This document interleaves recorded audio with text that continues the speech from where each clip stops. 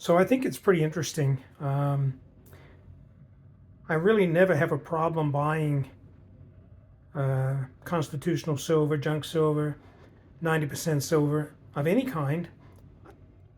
Myself, I prefer the half dollars, but I do have plenty of quarters, and I really had no need for extra quarters. But the the price of these was, I think, $202 for a $10 face. So that's just a little over 20 times face. And to get any kind of 90% silver for 20 times face is virtually 50 cents or even less than 50 cents over spot. And with the free shipping, there couldn't be a better filler for that, because you're paying the best price for something that no one can ever have enough of. And I opened this roll. They came in a roll. It would have been convenient to keep it in a roll. Good pocket change to carry around after the apocalypse.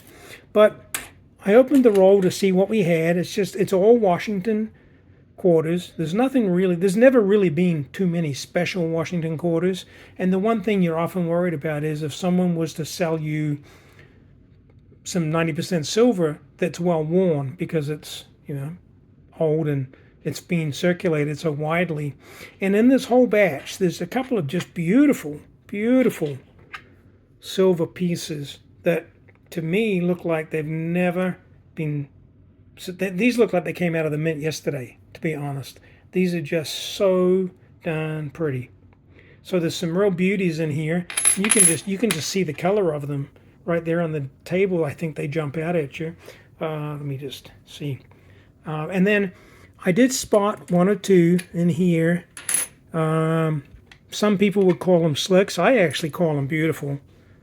And I've done this before where I weighed slicks.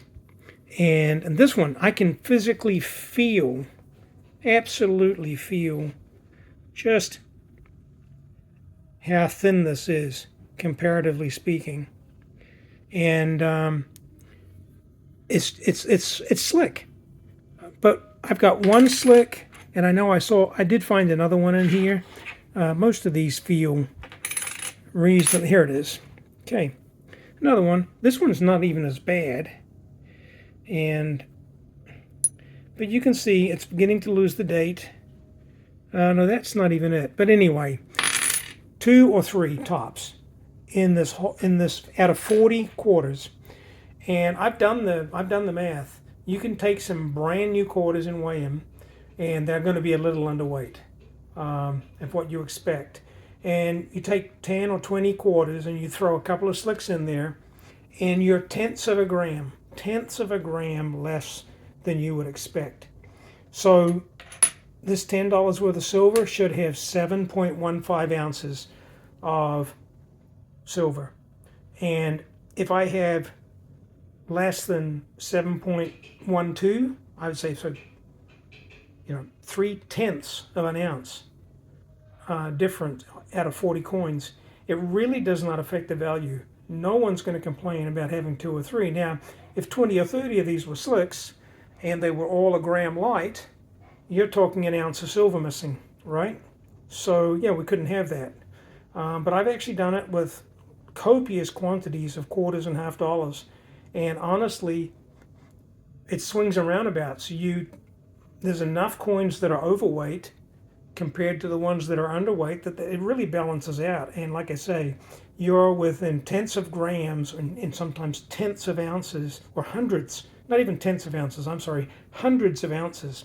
7.12 ounces is 3/100ths of an ounce less than what they should have, was 7.15.